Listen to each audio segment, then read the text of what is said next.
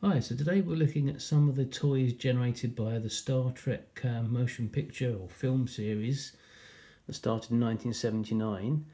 I'm sure you all know the basic story that after the TV show finished, there was many attempts throughout the 70s to get a movie going, and then there was a TV series Phase 2, and then Star Wars came along, and suddenly it was all systems go, or warp speed maybe, for a Star Trek movie. The first movie generated a line of toys by Mego, which I'll probably do another video about at some point in the future. But today I'm going to concentrate on the sort of lesser known, lesser seen toys that came out of the movie series. So the first thing that I'm going to discuss is this Enterprise that was released by Dinky, who'd already released some rather well-known models of the Klingon D7 battlecruiser in the old TV series Enterprise, which I think just every kid had back in the 1970s. They released these kind of smaller, just see my hand there for sort of comparison, these smaller sized ships on cards. I've only got the Enterprise. It's a bit of a grail of mine for many years. I finally got one a few years back on the cardicles. There's also a Klingon ship as well, which you can see in the photograph there, facing off against the Enterprise. Of course, on the Klingon ship, it's the Enterprise facing off against the Corgi Klingon ship. So there's a nice graphic of Kirk and Spock there. Made by Dinky, didn't really do many sort of small toys like this, but known for sort of larger toys. In the back, mine has gone a little bit sort of discoloured at the top. There's actually a cross out the back for the sort of more better known, larger Enterprise and Klingon ship, which of course were from the TV show, so they're still sort of trying to pimp out the items from the TV show, even though this was tied into the movie. And also on the back, it's kind of interesting, it has a sort of application form to join the Dinky Club of America. Didn't know Dinky toys were that big in America, but there you go, obviously they were. So I think this is actually mainly for the American market. I don't remember seeing these when I was a kid ever, these little ones. I didn't see them, I saw them at a toy fair sort of when I was about 15. Actually, cosmic distorted here. So they were not something I was really familiar with growing up. Now there's no merchandise apart from like a handheld game for the Wrath of Khan Star Trek 2 when it came out, because Star Trek motion picture made money but was not a massive success, and the merchandise didn't sell that great. So nothing really came out in terms of toys or anything like that really for Wrath of Khan.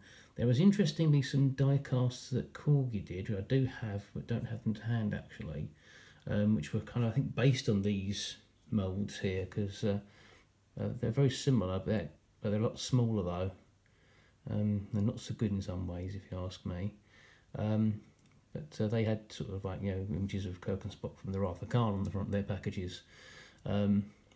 So that was the only real thing that was out there really tied into the Wrath of Khan. But when Search of Spock came along, Star Trek 3, suddenly we got a lot more merchandise. Now, a company called ERTL seemed to have the license by that point, and they put a line of die-cast ships. There's a Bird of Prey, an Enterprise, and the new ship featured in that movie, the Excelsior. Now, unfortunately, my Excelsior on the card fell off the wall not so long ago, so therefore the bubble shattered. So, bad for me, but good for you guys, because I can actually take it out of the packet now and show you what it looks like. So there's the decaying remains of my Excelsior package. And here is the Excelsior itself. It's quite a little stand, which is quite cool, because I put on the stands. Oops. And fall off the stands. Maybe we should go that way. Maybe it's more like that. That's better. There we go. Of course, this is actually the ship that Sulu ended up with in Star Trek 6, this one. Ah, come on. Trying to get it to sort of show up. There we go. Get a better shot of that. Now, one thing I will notice about this, the registry on the front is wrong. It says NCC 1799, which in the movie it was NX 2000, I believe. Later NCC 2000 in Star Trek 6. So slightly wrong, but at least they kind of did do that ship. This was actually quite a prominent ship, because in the comics that came out around the time when they lost the Enterprise in Star Trek 3, and the continuation DC Comics, Excelsior became the main ship that Kirk and co actually were on board. So this quite interesting life outside of the movies, this ship, really. Yeah, it's a nice little model. I mean, there's also variations of these, I think, in sort of a yellowy colour I've seen about. But mine's a nice sort of personal white one. It took me a while to track that one down, actually, because I remember seeing it in the shops at the time, but didn't actually pick it up when I was younger. Also, ERTL produced something I don't normally do. They actually did 3.75 action figures. Oops, there goes the Excelsior.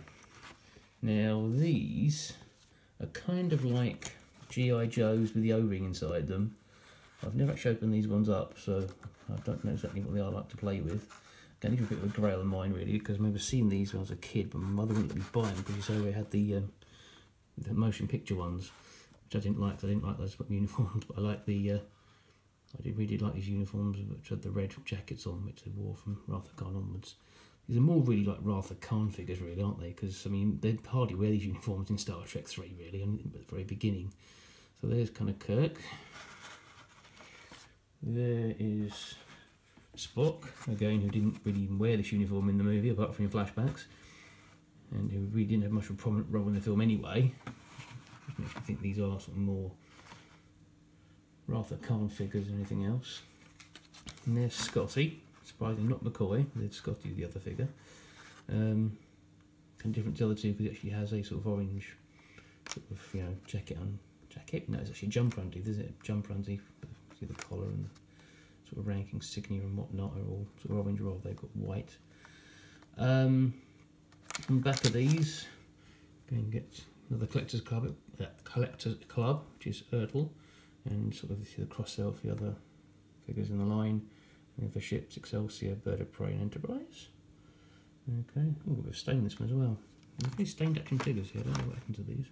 I bought from different sellers, so I wouldn't have thought so. Let's put that on there. And the last one is the Klingon leader, as they describe him here, which is he's actually called Cruz in the movie, and played by Christopher Lloyd, who of course also played Doc Emmett Brown in Back to the Future. So we have the Doc Brown Klingon here. He also comes with these sort of pet dog, his sort of reptilian dog, which you see him sort of tending to in the movie. I think he also gets killed in the sort of battle with the Enterprise.